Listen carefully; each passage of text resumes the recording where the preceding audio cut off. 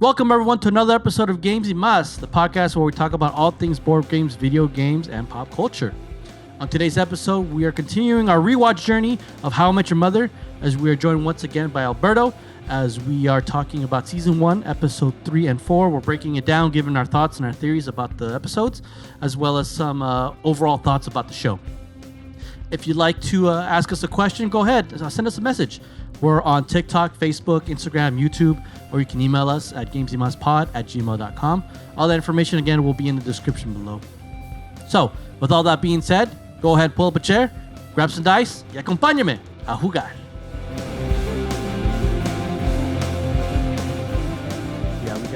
It's going to be...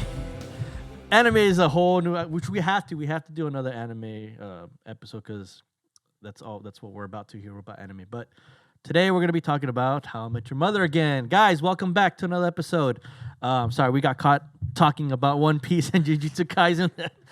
We were like, bro, we should have just rolled with that one. Yeah, sorry, guys. We were too busy. But thank you guys so much for watching or tuning in for this episode. Again, we are doing another breakdown of How I Met Your Mother. We're doing Season 1, Episodes 3 and 4. It's going to be one episode. We're not going to break it down to Part 1, Part 2 again because we could mesh everything all together again. But we're joined again by Alberto. Thanks again for joining us here. No problem. Yeah, we were talking about the last 2 episodes that we did about the How I Met Your Mother. We gave some of your stories of living in New York and then kind of comparing it with How I Met Your Mother. I think now that we've kind of got that introduction out of the way with that, kind of your feedback of what was accurate, what was not accurate with New York, now we can kind of talk about more about the episodes, breaking down the episodes more about the characters themselves, which I kind of wanted to do. I wanted to do like the first 2 episodes of introduction, but also introduction of you and how you lived in New York and, that's your home, and over there and your adventures, crazy adventures of almost getting arrested from climbing a roof and all that stuff, which go check out that episode. He'll tell the story about that one. And also go check out as well the first 2 episodes that we did, or the second and third episode we did about How I Met Your Mother. We talked about Season 1, Episode 1 and 2. You'll get Alberto's favorite board game and favorite video game there. We talked about that a little bit, and as well as breaking down those episodes. But if you want to if you already seen those, then welcome to episode not 10. I forgot what episode we're on. But yeah, season 1, Episode 3 and 4. Funny episodes, the Liberty Bell episode and the shirt episode. A lot of funny stuff that we did. We kind of rewatched it a little bit. Well, we watched it actually before we filmed. I watched it beforehand and then we watched it again. And every time I watch it, I always get something new from it. I always notice certain things about it and stuff like that. So again, thank you guys again for supporting. Don't forget to like and subscribe. We still have that giveaway going on for our Universal episode. 1,000 likes will get you into that $200 gift card to Amazon. And then we have the episode after that, the one where we kind of explain what the podcast is about, and that one, if we do another 1,000 likes, we'll talk about Taylor Swift, which that's yeah, I don't want to, but like I said, I'm a man of my word, and we'll do it. We'll talk about it, but if that gets 1,000 likes, we'll talk about Taylor Swift For the people. It's for the people. For the 3 people that like Taylor Swift that watch my show, I guess. I don't know. And then the other 70 million potential subscribers. Yeah, that can watch it. That would only watch it because I talk about Taylor Swift. Yeah. Oh, man, goodness. Yeah. If you're a true Swiftie, you'll want to tune into that episode. Yeah. Or you want to like the video so you can get that episode. Yes, and exactly. Stuff. And we're also doing we're doing a questionnaire or Q&A. If you want to ask us any question for the podcast, let us know. We'll leave information on the description. You can email us, hit us up on TikTok, on Facebook, on Instagram. Any question, you can ask us any question, and we'll answer it on the next episode. With all that introduction and all that stuff being said, let's get right into the episode here of How I Met Your Mother. Here we go. So, Episode 3 and 4. So we kind of watched Episode 4 first, and you were like, "Let's watch Episode 3 again." So we kind of went backwards here, but we'll go into Episode 3 here with the Liberty Bell episode. What are your overall thoughts about that one? What do you think? It definitely I've been so far removed from How I Met Your Mother as a TV show. Years now that I've sat down to watch it. I think its rewatchability, talked a little bit about this last episode, has kind of lost its rewatchability because of knowing all the context Yeah, now yeah. from beginning to end. But it definitely now has my favorite quote of the whole show. Yeah, I'm like, get that tattooed or something, know, you yeah. know, like put that on a wall Yeah. somewhere, you know, like, So man, so inspirational. Barney's famous line there on episode 3 is grab life by the crack and lick it. You know, you want to be doing the same thing every day. He You was gotta grab life by the crack and lick it. and lick it. Oh my god, that was a funny. Oh, that line, that was hilarious. Yeah, It was almost like a double entendre because, right, they're going to lick the Liberty Bell, which has a crack in it. Yeah. And so I get what he was trying to say too, but also Barney's a pervert. So he probably also like meant a literal crack. and lick it. Oh yeah, I can see that. You're right. You're right. You're right. You know Oh what my I goodness. mean? Like, dude. Oh, dude. Yeah, that was funny. Hey, it was impactful though, because it convinced Ted to be like, it was "All right, it was it was brilliant writing. It was, think, it like was. to think about like, okay, they're going to look at the Liberty Bell and lick it, but and also trying to motivate Ted like, hey, step out, do something more with your life, live a little, and then also like, let's get laid. Yeah, exactly. Yeah. It's funny because when I first watched that, again, sorry, babe, this was before I was dating you. When I watched that episode, I was like, man, I need a friend like Barney, bro. I want to like have a guy who's like, hey, Philadelphia tomorrow. We're flying out right now. I'm like, what? What? It's like, yeah, we got to pick up these chicks, bro. Or like doing like some crazy stuff. Which I remember when in my college days, I had a buddy of mine that was kind of like that, but he was a little too wild. He's like, hey, we're going to a party, bro. I'm like, okay. And maybe he did. Maybe because now I think about it, maybe he was trying to channel his inner Barney because I think he liked watching that show. And like I remember, this is living back in the Lancaster days. I remember after high school, we always hang out, and he's like, bro, hey man, I'm gonna get you laid, bro. And I was like, okay. And he's like, come to this party, bro. It's gonna be all these girls. And he was literally a Barney Stinson. And I was just like, nah, bro, I just want to stay home and play video games. Or like, I just want to like drum and stuff. So, shout out to you, my man. If you ever watch this, you were kind of like my Barney Stinson, but like I never went through with your plans like Ted did. So, I don't know. Did you ever have like a Barney Stinson type of friend? So this is funny. But there was. All right, so this kind of goes into. I'll tell real quick, like kind of the story of also how like I met my wife. Okay. So I kind of met my wife trying to be a Barney for someone else. Oh, okay. So I always liked the idea of helping someone else, like Like hook 'em up, hook them up. You Yeah. know, I thought it was fun. You know, play matchmaker a little bit, play Yeah. Hitch from you know, Oh, like Will Smith, yeah, like Will Smith. You know, and you know, do something. You know, just also like the thought of like Barney's sentiment of like, hey, I'm just trying to have you live your life a little, Yeah, you know, yeah. you know, let loose, you know, just be you, Yeah. embrace, you know, what life is throwing at you. Yeah. There was this friend that I was interning with, at a church. I went to a Christian college, so naturally the Barney Stinson, full on Barney Stinson, was not gonna play well at Christian college. You were the Christian Barney Stinson. Right? Christian Barney Stinson. Wasn't helping him get laid, but maybe potentially, hey, Yeah. maybe a potential wife, Yeah, maybe meet your wife, you know, yeah. you know. So. We interned together at this church, and he was entering into his senior year.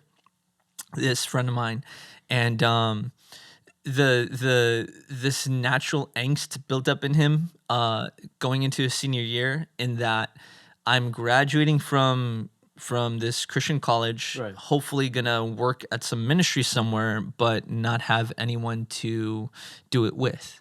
And so there was this natural like pressure within Christian colleges that almost seems like Christian colleges need to not just also provide you with a degree, but with a spouse too.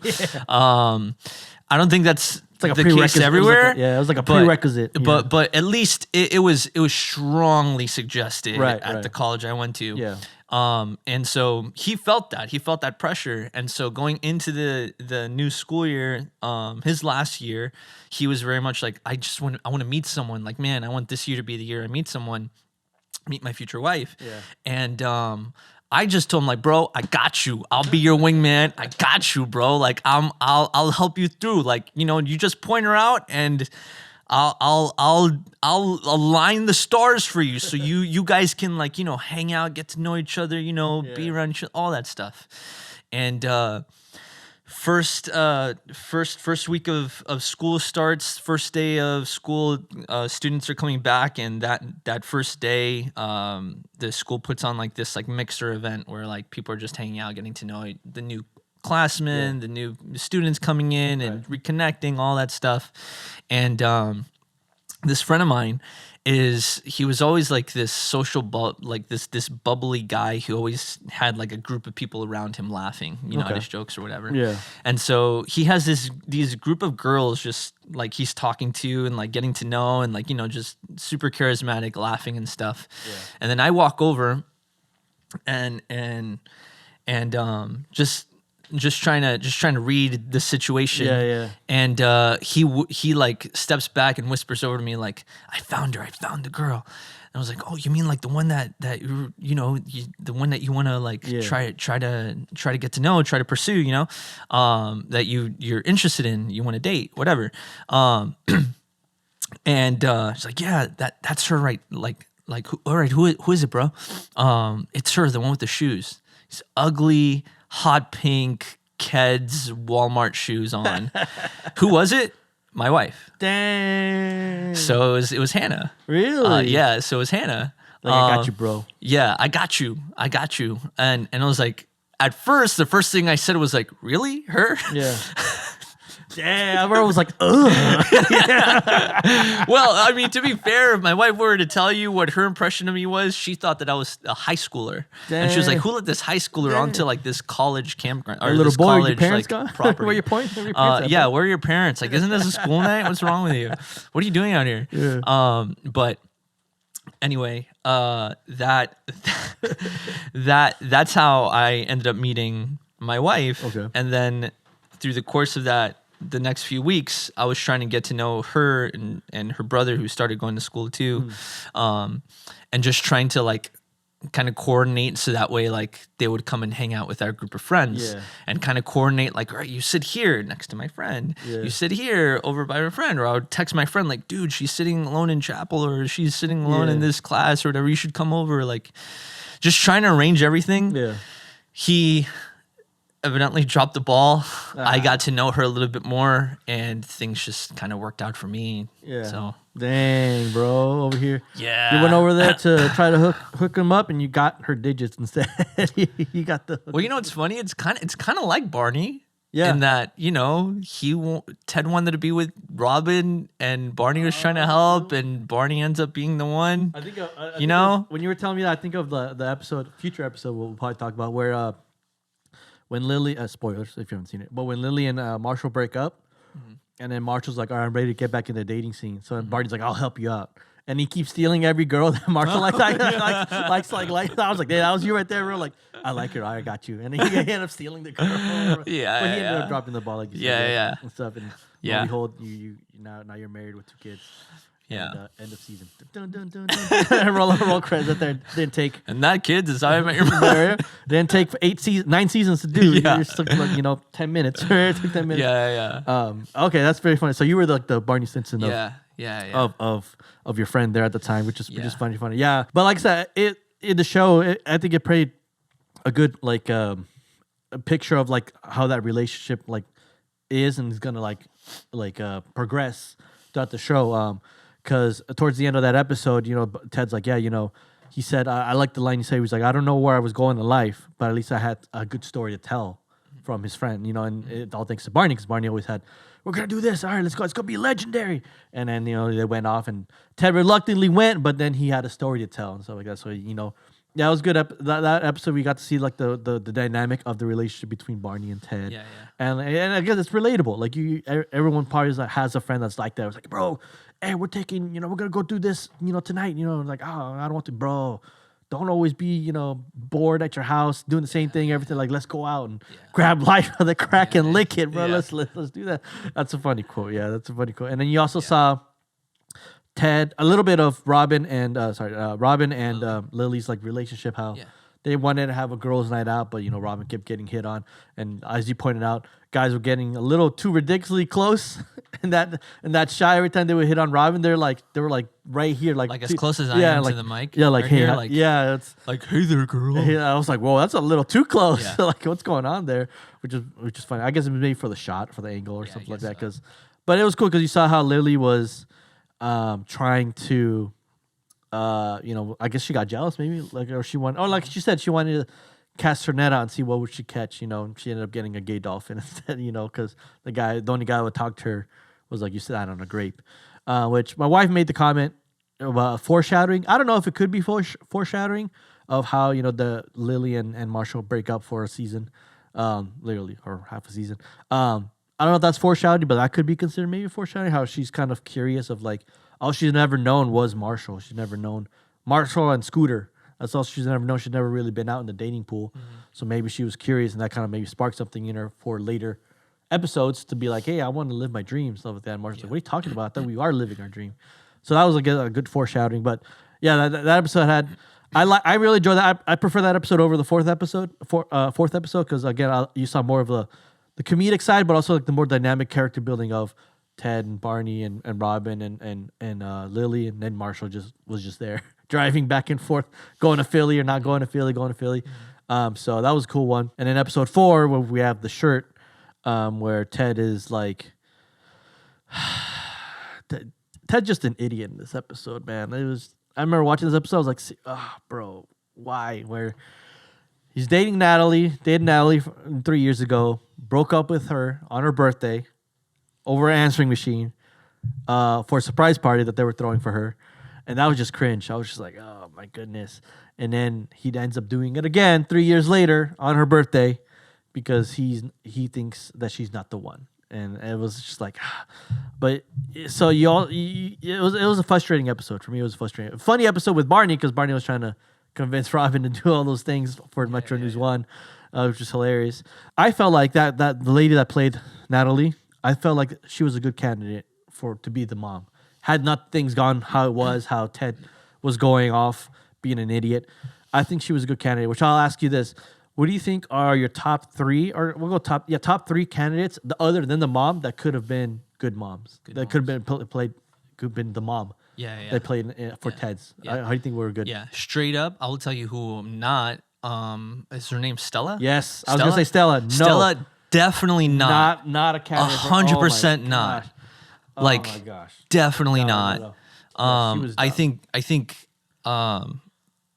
Stella was bad. So. There's so much that I really want to talk about with like Ted's like flaws, but But we could talk about that. yeah. But to answer your question, right?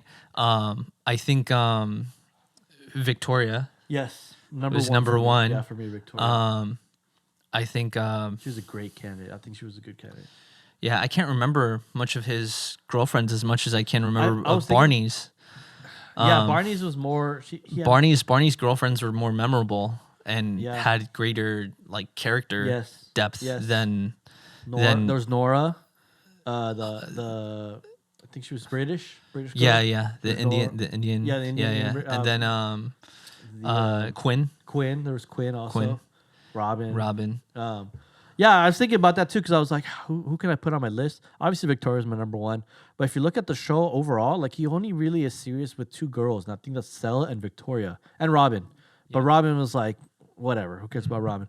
I don't think Robin was not meant to be the mom. I don't think she should be the mom. And, so I cut it out. So I'll be Victoria. I'm putting Natalie up there because I think there's moments of that show that I saw that were portrayed where it's like, he's like, in that moment, everything came back. The sock monkeys, the candles, the music. Yeah. So it's like there's history there. And I think they got along okay. But, I mean, Ted obviously was like, she's not the one. I'm like, okay. So I feel like, Victoria, Natalie, and like, I don't remember anyone else that he dated for a while. I mean, other than that crazy girl at the very end, towards the end, that blonde crazy girl that was a cop also. Yeah. Yeah, but that's she wasn't mom material. Yeah. She's just some crazy girl that he dated. There was the girl where he left the umbrella at her apartment. Oh yes, That was her. roommates with the mom. Yes, Yeah. she dated. He dated her for a minute, but not Yeah. not that long. Not as impactful as like Yeah, Victoria yeah. was and like Stella Yeah. was. Yeah, yeah. But yeah, I think I'm rooting for. I'm Team Victoria. I like Victoria. Like she was great. I think she was a good match for Ted. Obviously, the girl that they had for the mom, I think she's even better Yeah. match for Ted. Yeah. But yeah, I think if it had not been for her, I would have been rooting for Victoria. Yeah. Maybe a little bit Natalie. As I saw in the episode, I was like, yeah. Yeah. But you're talking about Ted's flaws. Okay, so walk me through Ted's flaws. So, I think so. If I can, just for a bit, Yeah. also kind of like use some of the good things and themes about episode 3. Yeah. With Barney, of course, like naturally as because of my worldview and just beliefs and values of life, Yeah. I wouldn't agree with like how Barney goes about pursuing a fulfilling life. Yeah. However, I do think there is something to be said about having someone in your life who has this this unstoppable belief that life is meant to be lived, and that life needs to be full of adventure and curiosity and invention and innovation. Yeah. And risk. Yeah. It needs to be full of those things in order to truly experience all that life has to offer. Yeah. I would even take a step beyond that in my faith. I would say to experience everything God has to offer. Yeah. But purely from like a religious standpoint, I would say we all need to have some part of that within us to experience, or at least a person Yeah. who has a very strong presence in our life to point us in that direction, and encourage us in that direction. Barney was right to point that out in Ted and call him out on that. Yeah. Like, hey, you got to like get out of this Yeah. like idea of like sticking to the same thing and same old and all of that. Sure, for their reasons, but I think that's also part of his flaws in terms of the way he treats women. Of the way he treats relationships, of the way he views his future and future spouse. Yeah.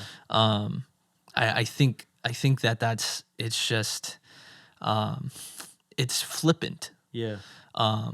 It's just like very like, Yeah. whatever.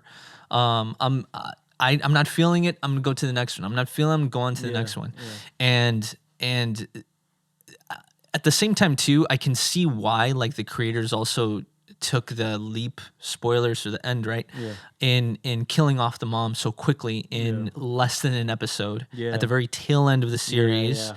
and then said, okay, he's gonna jump back to Robin because he's always been so flippant Yeah. about, I'm not feeling it, I'm gonna jump ship. Right. I'm not feeling it, I'm gonna go this way.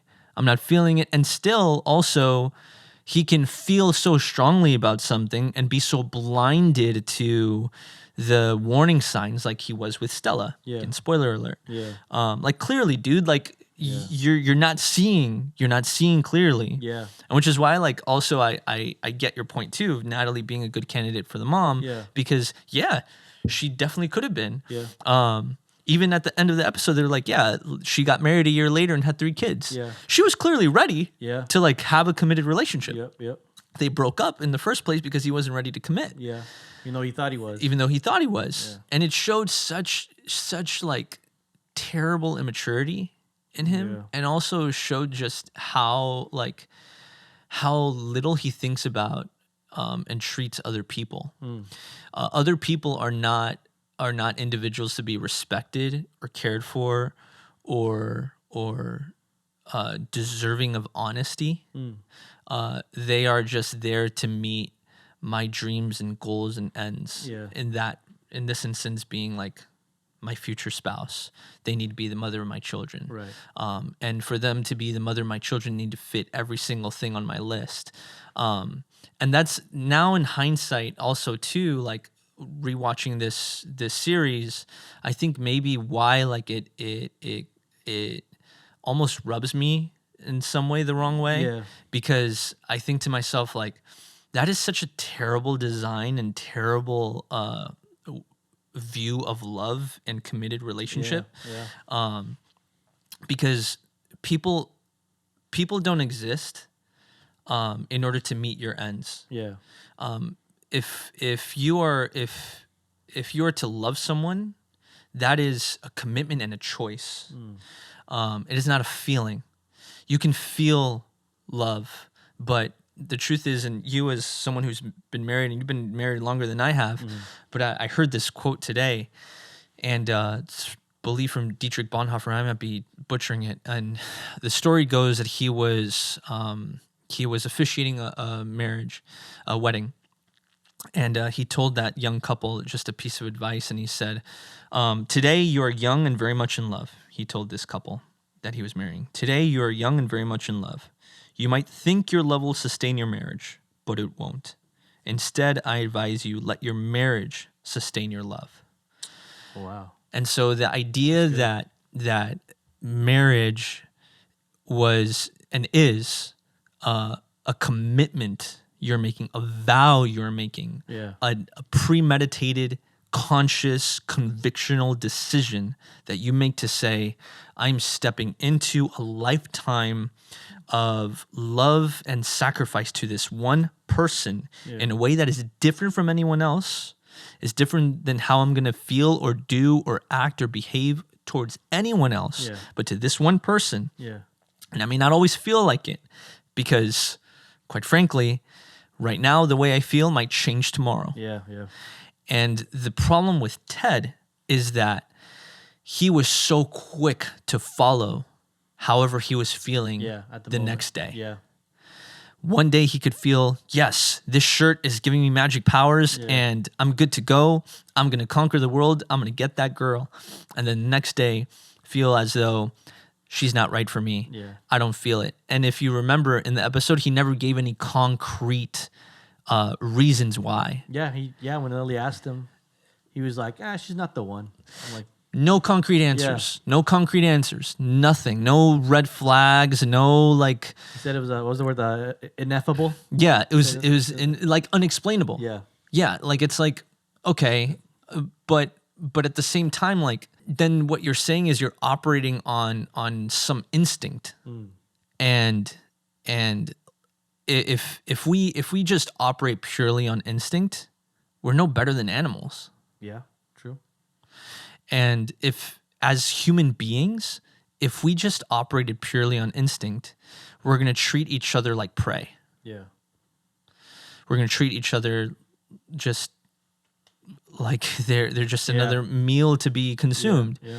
You know? And so I think like seeing that and thinking about that as well as a character just seems so like, I feel even like people might have a lot to say about like how rapey Barney is and how terrible he is and ethically like nowadays awful he is, how quickly canceled he would be.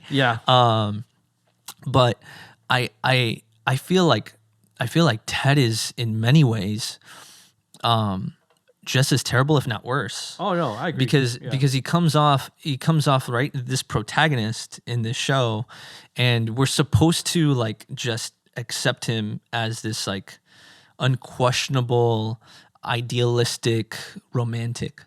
But if we take inventory, he's left a trail of heartbreak and chaos and hurt behind him. Natalie said in the episode, right, that finally I'm able to trust again.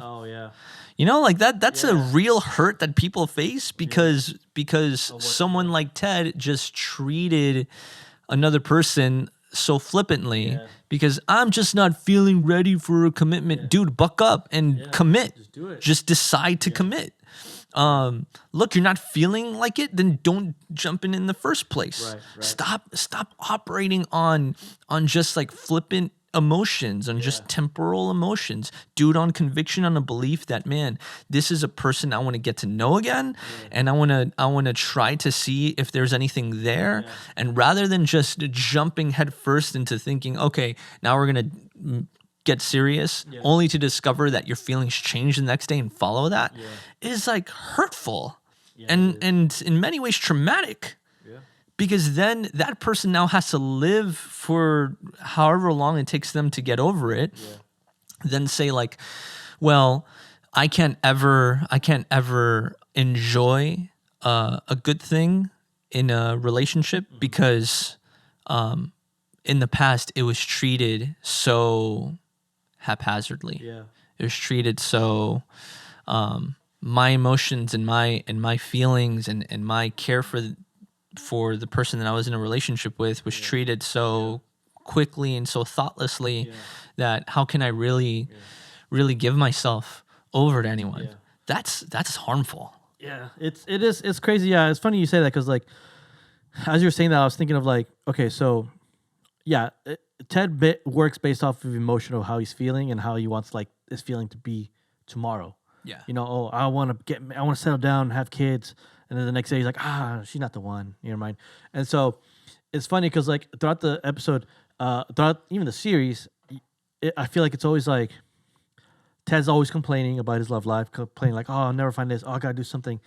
And then that's why I see where like Barney's kind of the guy who's like, hey, I hear you, so let's go do something. You know, you can see perfectly in episode 3. Episode 3 is a good foreshadowing because like, you know, he when he calls up Ted, he says, hey, you know, hey Ted, you always go to the same bar, you always go to the same people, always drink the same beer, you always do the same thing every day. You're in a rut. And I'm gonna bust your rut, like he always said. You know, I'm a rut buster. I'm gonna bust your rut. He's like, no, I like. He's like, what's wrong with routine? He's like, that's the problem. There's rut in routine, you know. And he's like, all right. So Barney's like, yo, I'm hearing what you're saying, so I'm giving you a solution. Obviously, not the great solution. You know, he goes with his crazy schemes, but at least he's trying. Marshall and Lily are like, they're in their own world. They're trying to get married, and do their thing, and be like, hey Ted, it's okay, you'll find her. And Barney's like, let's go do something.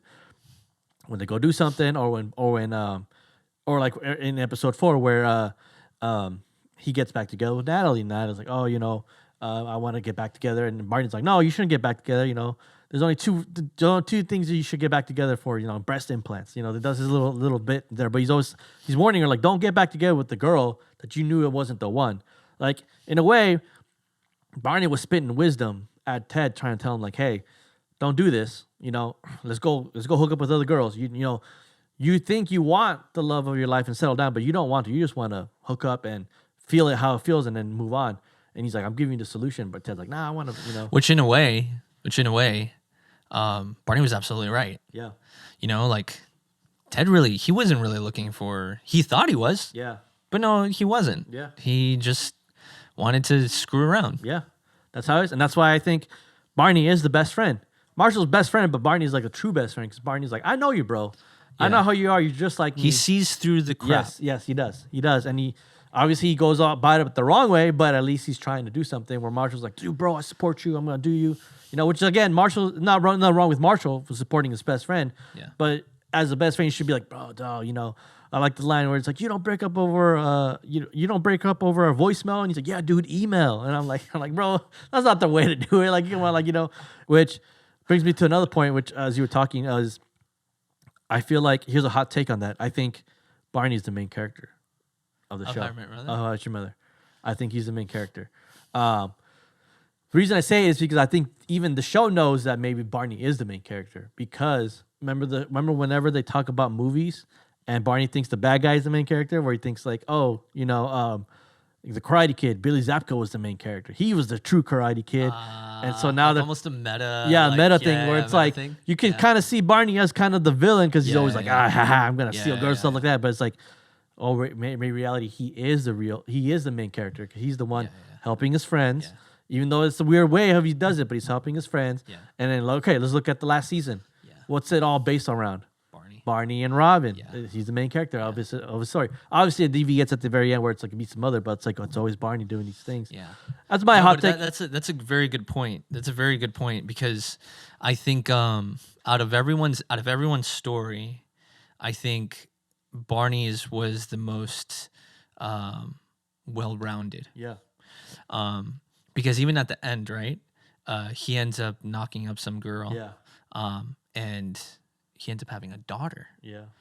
And he looks at this daughter and he's like, I'm never gonna let anyone hurt you. Yeah. Or something to that effect. Yeah, I'd that have was to a rewatch it. powerful Yeah, line. that was a powerful moment. He said it's funny because he said the same line that he said jokingly, and then he said it seriously. I think if I remember vividly, he said where he's like, "No, I'm never gonna settle down. And have I'm not gonna go up to some girl and go, 'You are the love of my life. I will never let go of you.'" And the girl's like all wooed down. He's like, "I right, get out of here." Yeah. And then he mocks up and he says that same line that he said to her, but he's like, you can see him. He's like tearing up saying it. Yeah. And I'm like, man, like that's Yeah. a good closure for Barney right there. yeah. And that's why I think, the Barney is the main character Yeah. of How I Met Your Mother. Ted, you can go suck it, man. 'Cause you're over here wanting to. Which, I mean, I think that's a really good point. Because even like, I don't know if you've watched How I Met Your Father. I watched a couple episodes. So I haven't watched it at all.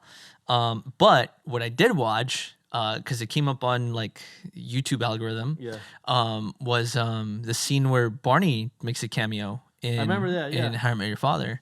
Doesn't he, like she hits him or with a car or something like that thing? It's like a fender bender.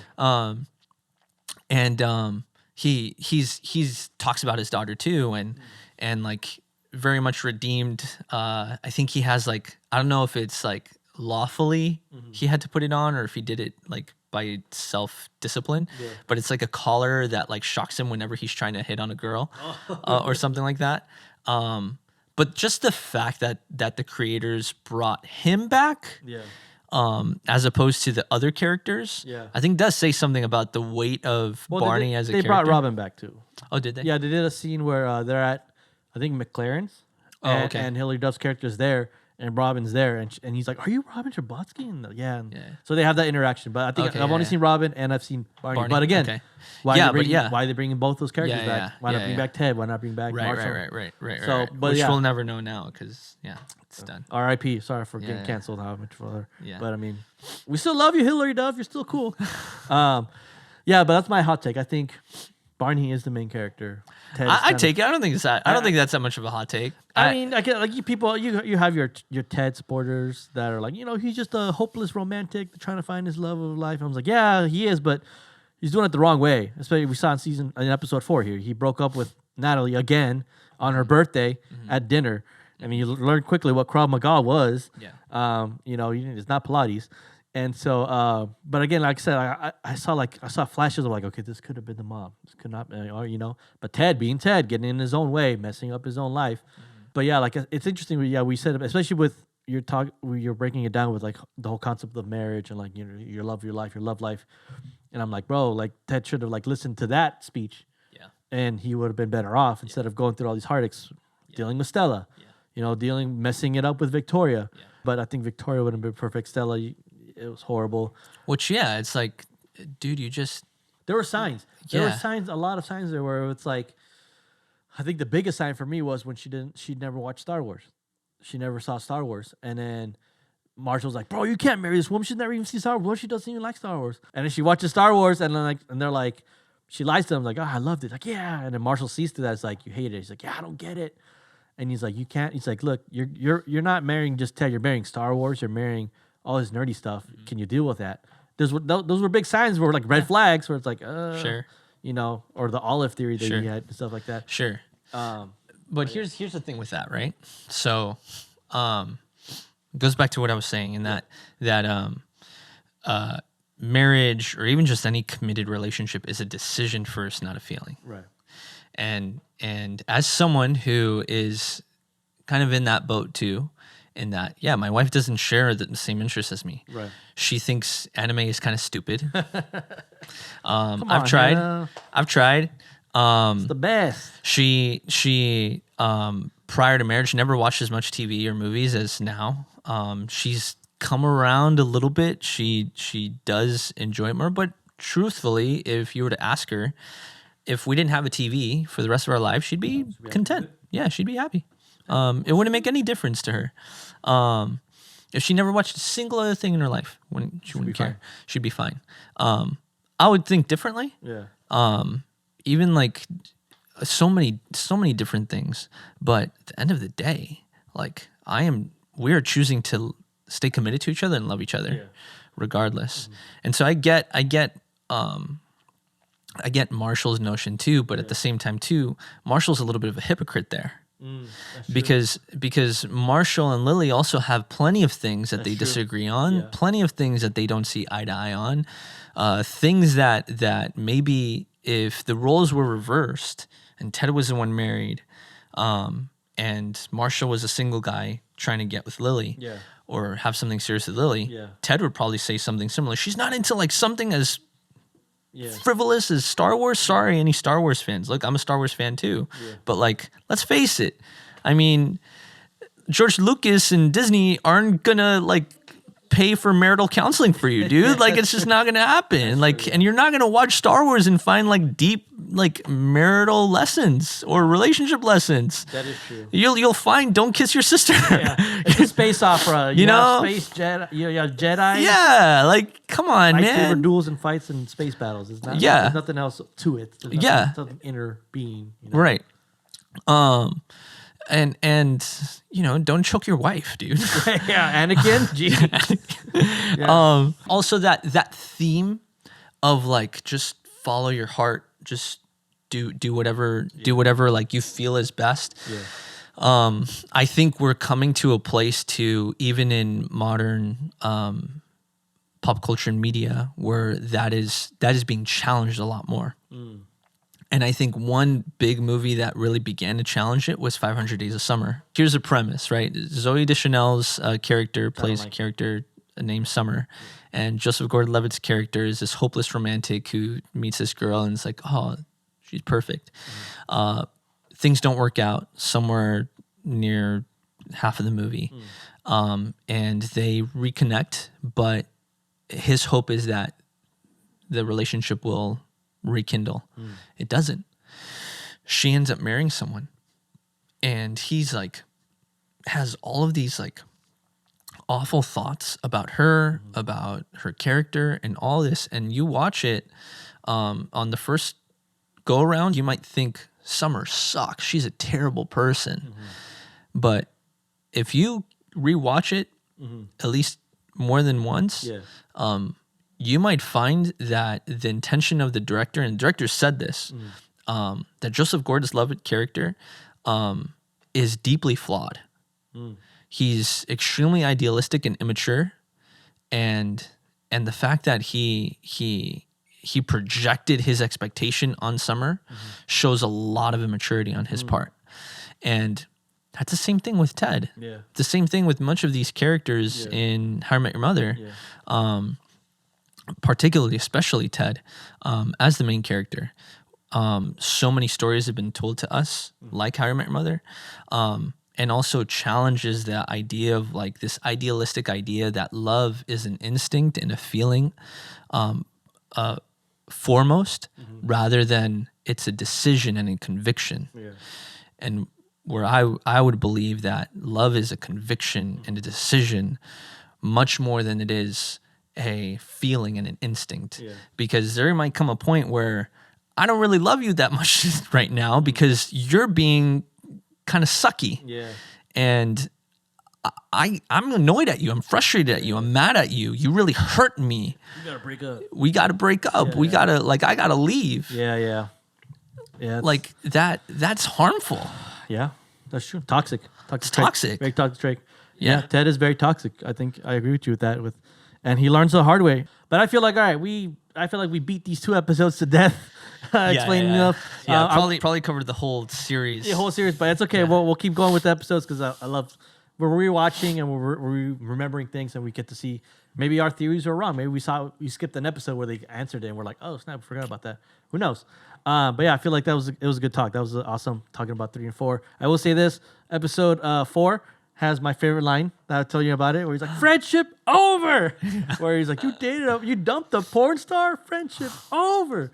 Barney, man, like I said, Barney always has those lines where it's like, I love Barney. I love Barney's character. I love his character arc and his resolution at the end.